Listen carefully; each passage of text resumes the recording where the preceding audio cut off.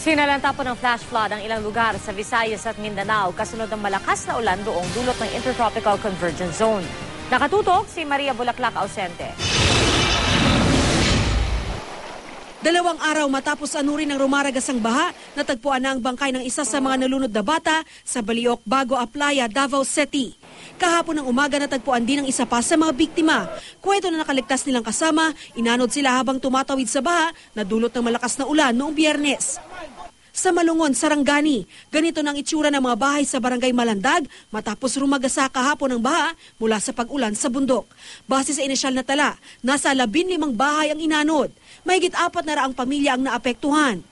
Pansamantala silang nanunuluyan sa Barangay Gym. Kwento nila umabot sa lampas tao ang taas ng baha sa ilang lugar. Abot naman sa 50 pamilya ang apektado ng flash flood sa Cebu City. Ang mga basura sa ilalim ng tulay, patunay sa taas ng tubig. Wala namang nasawi sa insidente, pero dahil sa mabilis na pagtaas ng tubig, marami sa mga gamit ng mga residente ang nabasa. Maria Bulaklak ausente, nakatutok, 24 oras.